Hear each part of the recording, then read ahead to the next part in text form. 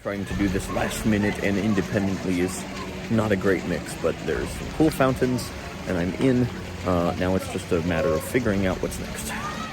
Welcome back to another episode of How Accessible Is. This time we are talking about Monticello in Charlottesville, Virginia. Now, before I tell about this experience and talk about how accessible Monticello was for me personally, we need a little bit of context. So I was recently on a professional consulting gig and ended up with a little bit of time to be a tourist, but I didn't know how much time I would have or what I wanted to do until the night before. So I called Monticello to see if they had any available assistance, and I was calling right as they were closing and I didn't get through to anybody.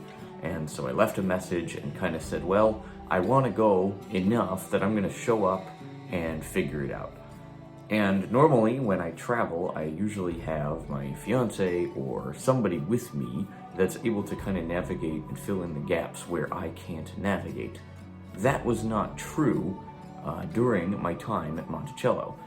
And so I got there and left my rideshare, my Lyft, and was able to, by listening for people around me and hearing some school field trips coming in, I was able to locate the security area. And so I had a couple of people from a field trip kind of take me in and help me through the end of the line, and got through with my big backpack because I had to take my backpack because I can't drive myself to the airport. And so that was all well and good, got through security, and from there I just kind of set out and started exploring and ended up going up a giant set of stairs, and it sounded like maybe that was where the shuttles were. And so someone intercepted me and they said, well, do you have your ticket? And I said, my ticket? Okay, so I have to go back down. So I will play the first couple clips here of me trying to figure that out. Well, the good news is I've made it to Monticello. I may have gone through security out of order. I need to figure out what's going on. Trying to do this last minute and independently is not a great mix, but there's some cool fountains and I'm in. Now it's just a matter of figuring out what's next. All right, same spot. It's been about 10 minutes. I went to the visitor center. Everyone was really, really helpful. I have a tour in about an hour. So now I'm gonna go up to the top and investigate what's going on up there. Apparently they have some form of a touch basket that has some items in it that might be relevant to a public tour. So we're gonna do a public tour, apparently with a touch basket.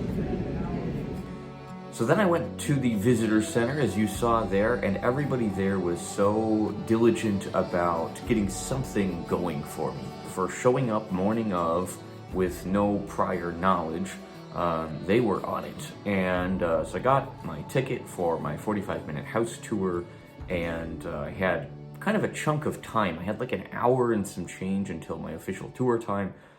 And so they suggested, go up, you can explore, kind of do whatever you want up top, because Monticello is set into the bottom area is the visitor center, the gift shop, and I think maybe a cafe, and maybe a couple other things as well. And then when you go up to the top with the shuttle is the actual house itself.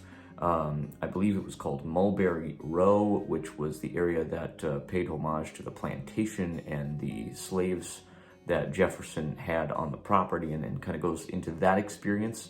And then there's a few other things up top as well that I only got to take a sneak peek of.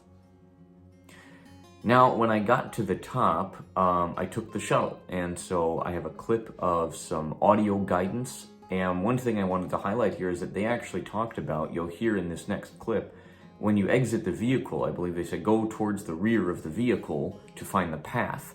And just that little bit of context, if I'm going to go out of this vehicle, and if I go out the left door, I'm going to go left. If I go out the right door, I'm going to go right, head towards the back of the car, or the shuttle. So that was a really good bit of feedback, so I will play my little shuttle clip here. Icon and UNESCO World Heritage Site. You'll learn more about Monticello, Jefferson, his family, and the enslaved people who lived and labored on this plantation. The shuttle's next stop is at East Walk. From this stop, the shuttle returns to the visitor center, stopping at Jefferson's gravesite along the way. There's also a gravel trail just over half a mile in length if you choose to walk that perfect. When you exit the shuttle, please turn towards the rear of the bus and proceed towards the brick pathway where a member of our staff is ready to help you. Whether your ticket is for a guided tour or a Gardens and Grounds pass, our staff can help make sure you get the most out of your experience. Now, when I got to the top, I got to meet Nick, and I have to give a shout out to Nick for his help throughout the morning. But he was very kind in making sure that I had something going and kind of asking about what I would like to do and where I'd like to be. And I had no idea, I'd never been. So it was kind of a case of I'm down to do anything, and any kind of tour is totally fine. And that's when I got to meet Paul.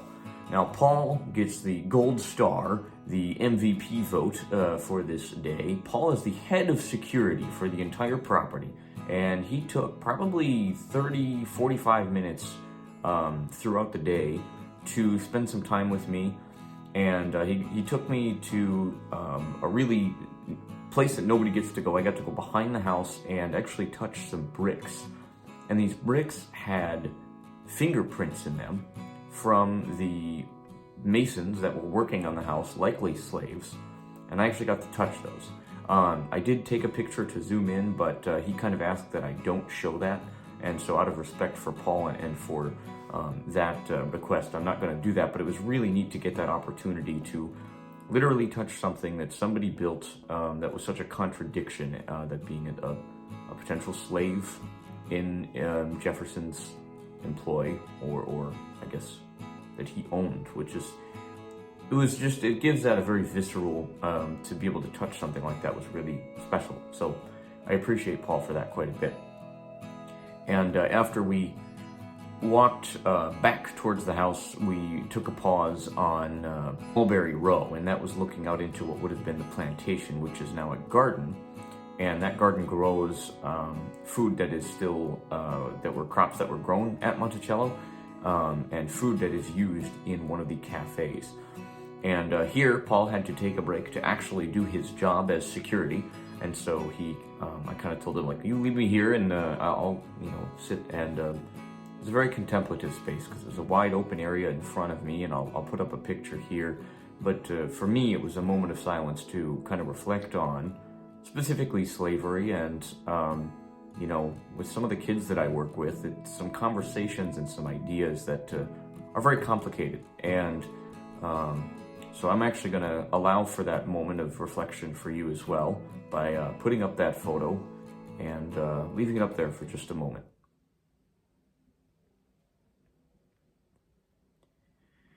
So after this was about time to start my tour, I had to take care of a quick phone call. I did that and then got reunited with Nick, who was kind of the intro guy, giving you the rules, don't eat or drink or take videos, that sort of thing in the house. And on that note, throughout the tour, I do not have any video footage because you are not allowed to record video within Monticello. So I do have some photos, but because I can't see the photos, and the idea for this series is to talk about accessibility, what I'm going to do is I'm going to narrate the experience as I remember it from a day ago, and as photos are relevant to a certain room, I will flash them up on the screen as full screen photos, so you're more than welcome to view those and enjoy them. But I feel really bad. I don't remember if my guide was a Jeff, a Josh. I am pretty sure it was one of the two. He was an extremely cool dude. And the tours really move quickly at Monticello, and so I kind of gathered this before I went in, and I kind of just told our guide, hey, can I kind of stick close to you as we move room to room? And he was more than accommodating in that. So our tour started off at the front of the house. I wanted this amazing picture of Monticello that is, this architectural icon. It is the building that is on the U.S. nickel, if you're curious. But I didn't get a very good shot, so I'll put up the shot that I did get. But the front of the house was very cool, the columns and the big stairs, and very neat. And the door that we actually went in would have been the door that you would have gone in if you were an uninvited guest to Monticello, which was very common. People wanted to see Jefferson and would often just show up. And so in his entrance hall for uninvited guests were an assortment of very odd things. ranging from pelts and horns and fossils to some sort of planetary model-looking kind of thing in the ceiling, and all sorts of things that I kind of just snapped pictures in various parts of the room as we were talking about them. And this is where the touch basket makes its debut.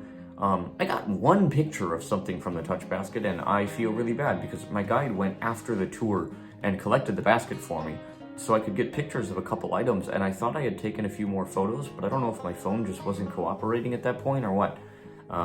But they had things like a raised tactile floor plan of Monticello, so you could kind of get an orientation for the building, which was absolutely brilliant. They had a fossil of a big jawbone that was emblematic of what would have been in the entrance hall. They had a bit of bison fur, because there was a pelt of some description. And those fossils and pelts I've kind of felt before at other museums and things. But the very unique one was a bit of flooring that I'll come to in another room. So from the entrance hall, we kind of made our way to Jefferson's bedroom and study area. Lots of bookcases you'll see, lots of things like that. And this was the space where he, really was mostly on his own. You would have not had the opportunity to see that space in his lifetime. But talked a little about the Declaration of Independence, which there was a copy of on the wall. I don't think I got a picture of that specifically. And as we left that space, there was a small picture I took out a doorway, because he was a bit of a green thumb, was Thomas Jefferson, and so he had this unique kind of plant space that very much intrigued me in concept, but we didn't really dwell on it. So I took a picture and heard that he liked plants, and that was that, and we moved on.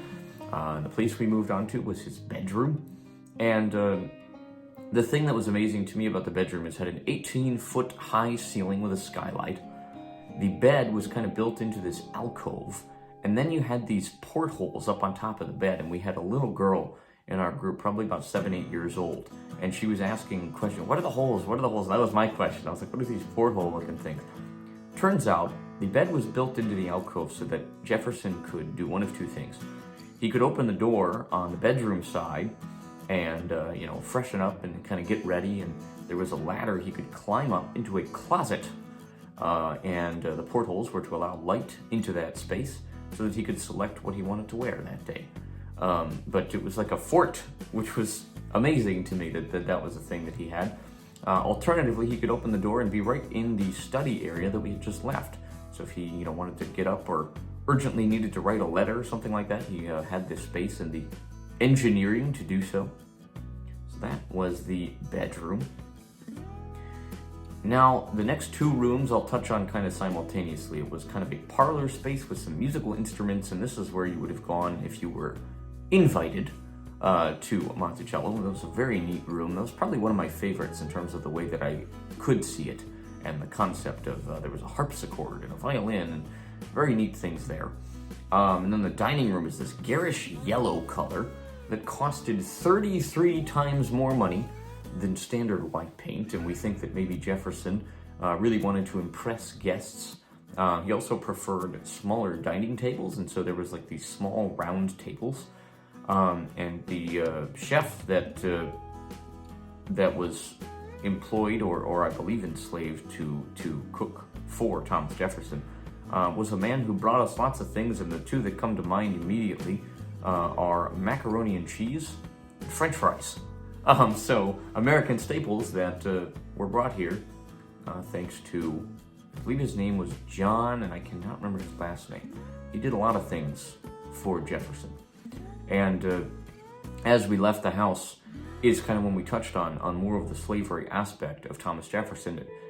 What really was reflective to me about getting a chance to explore this property and be here was simultaneously, it's like the idea of the best of this country and the freedom and the all men are created equal and the Declaration of Independence being a document that make this country what it is here in the U.S. And simultaneously, you had a man who stood for all those values who owned slaves. The contradiction present on the property and present in the way that information was presented at Monticello is something that was just really well done. And that same little girl that had been asking so many questions in our group, I don't know if they said something about the Civil War or, a certain year, and she kind of walked in silence for a moment and then just said, well, that's when that really bad word came up, isn't it? And to hear that reflection from a child was very powerful, because she was wrestling with it. And that's what I think Monticello allows you to do, is to really not shy away from it, to understand the good and the bad of this place and this man in Thomas Jefferson. That unfortunately kind of wrapped up my time up top. I did briefly get to stick my head down the big cellar passage. I have a picture of that. That's where my guide brought the basket for me. And I did take a picture of a piece of flooring found in the parlor, because it was sort of like wooden tiled mosaics, except it wasn't squares. So in the picture you can see these triangles intricately cut, and the entire floor was done that way. The man who did the floor, I think Jefferson's paid him $300 or $200, I can't remember which at the time. And the man was quoted as saying, after doing it, I wouldn't do it again for double that price, because it was very intense work. So very cool experience. And I then went back down to the visitor center, had to collect my things. And I got a brief surprise. I didn't get a picture of this, but Paul, the head of security, came back and introduced me to Mr. Jefferson. I actually have a man, I believe his name is Bill Barker, who is a Thomas Jefferson impersonator. And so he was wearing authentic clothing, and I don't know if he had, a powdered wig or anything like that, but had the voice down, and we spoke for probably a minute. He was just between two presentations, and I really wish that I would have taken the time to go see that. But it was very cool to get to say hello. I didn't get a picture with him or anything because I was waiting for my ride and I had to run. All of that having been said, the point of this series is how accessible is Monticello. For showing up last moment and really kind of putting this on the team at Monticello, I was just blown away with the dedication to making the experience the best it could be. And that's what Paul kept telling me throughout our running around, was I want you to have a good experience. I want you to have the best experience today. And I really did. So would I recommend Monticello? 100% I would recommend it. Just the dedication of all of the staff to get me where I'm going and make sure that I had what I needed and could get to where I wanted to go. And if someone couldn't do something, they had, walkies available to bring someone up to help me out. And just the knowledge that I could do that semi-independently and really have the support behind me to do that, coupled with the history that was taught and the things I learned. On the drive back down, I learned it's a nonprofit, and so I went down to the gift shop and I bought this here shirt. Here, I'll try to stand up here if I can. It's a blue t-shirt with the outline of the building of Monticello, and I believe it says established in Virginia in 1829, I believe. So hopefully I got the shirt there, but I needed to support them after seeing such a great experience. So I hope you learned a lot maybe from this video. I definitely took a lot out of this experience, and I appreciate you watching it. If you have any specific questions about anything that I experienced at Monticello, please feel free to let me know. Thanks for watching, and we'll see you soon. Peace.